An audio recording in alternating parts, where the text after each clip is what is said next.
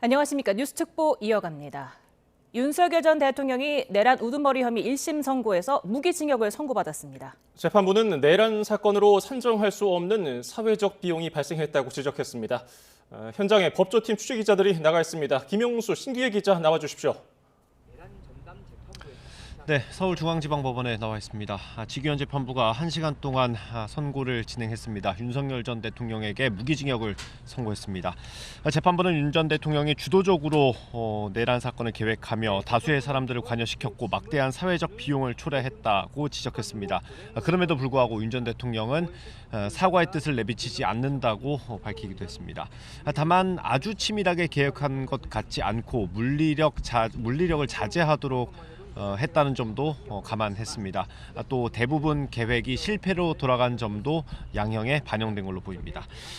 선고가 한 1시간 정도 진행됐습니다. 윤석열 전 대통령은 어떤 모습이었습니까? 네, 지난 체포방해 혐의 사건 선고 때와는 다르게 비교적 차분한 모습으로 선고를 들었습니다.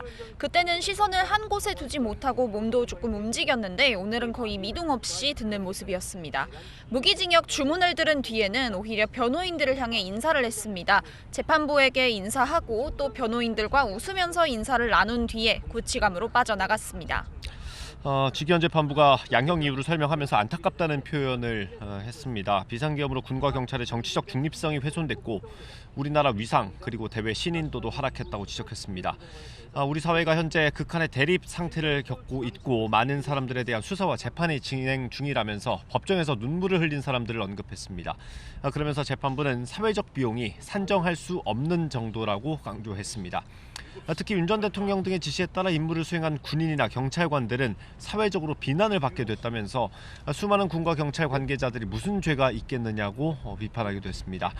윤 전 대통령을 포함한 피고인들의 잘못된 판단 때문에 구체적인 계획을 알지도 못하고 명령에 따를 수밖에 없었던 공무원들에 대한 안타까움을 재판부가 나타낸 걸로 보입니다. 재판 핵심 내용으로 좀 들어가 보겠습니다. 재판부가 내란죄라고 일단 판단한 건데 그 근거는 뭐였습니까? 네, 재판부는 우선 비상계엄이 곧 내란은 아니라고 두 개념을 구분했습니다. 계엄이 사법심사의 대상이 아니라는 윤 전 대통령 측의 주장이 있기는 했는데 재판부는 사법심사의 대상이 되긴 어렵다고 판단을 하면서도 그 계엄으로 할 수 있는 일과 없는 일은 구분해야 한다고 지적했습니다.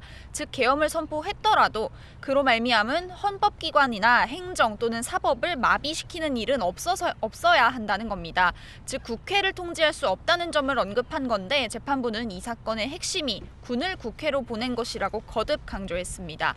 재판부는 국회를 봉쇄하고 국회의장과 여야 대표를 체포해 국회의원들이 모여서 토의하거나 의결하지 못하게 하려는 국헌 문란의 목적이 있었다고 봤습니다. 재판부는 또 국회의 활동을 상당 기간 마비시켜서 제 기능을 하지 못하게 하려는 목적이 있었다고 보기 충분하다고도 밝혔고요.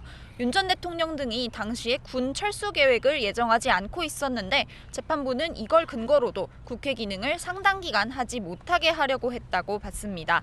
계엄 선포문과 포고령에 있는 정치활동 금지도 이런 판단의 근거가 됐습니다. 네, 신기혜 기자가 설명해 준 게 국헌문란의 목적이 있었다고 재판부가 판단한 근거고요.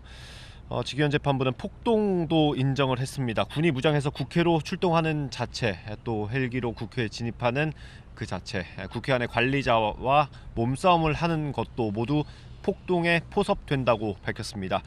결과적으로 지기현 재판부는 국헌문란 목적의 폭동, 이른바 내란이 있었다고 인정했습니다. 일단 내란죄는 인정이 됐는데 특검이 주장했던 것 중에 받아들여지지 않은 것도 있어요.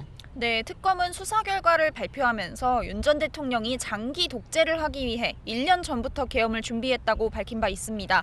그런데 재판부는 이 경위나 과정을 인정할 만한 증거가 부족하다고 판단했습니다. 또 논란이 됐던 노상원 수첩에 대해서는 중요한 증거로 보지 않았습니다. 일단 작성 시기를 정확하게 알 수 없는 데다가 일부 사실과 불일치하는 부분도 있다고 봤고요. 또 여기에 모양과 형상, 필기 형태, 내용이 조악하다고도 설명했습니다. 결과적으로 재판부는 윤 전 대통령이 김용현 전 장관이나 군 사령관들이 있는 자리에서 비상대권이 필요하다는 등의 말을 한 것도 계엄의 의도나 구상을 내비친 것으로 보기에는 무리가 있다고 봤습니다. 그러니까 단순한 불만, 하소연 또는 답답함을 내비친 거라는 게 재판부의 오늘 판단입니다. 특히 계엄 뒤에 이뤄진 조치들이 지나치게 허술했다는 점도 이런 판단에 영향을 미쳤습니다.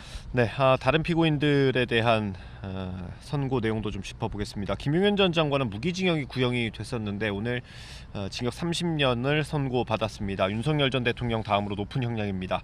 재판부는 윤석열 전 대통령의 비이성적인 결심을 옆에서 조장한 측면이 있는 걸로 보인다고 판단했습니다.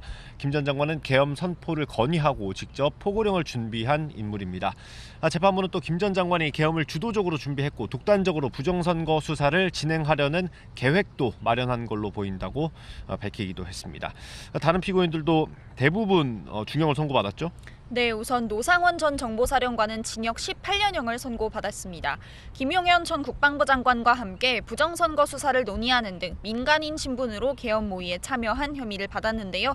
재판부는 노 전 사령관이 민간인인데도 영향력을 과시하면서 다수의 사람들에게 피해를 입혔고 계엄 계획에 주도적으로 참여했다고 지적했습니다. 조지호 전 경찰청장에게는 징역 12년, 김봉식 전 서울경찰청장에게는 징역 10년형이 각각 선고됐습니다.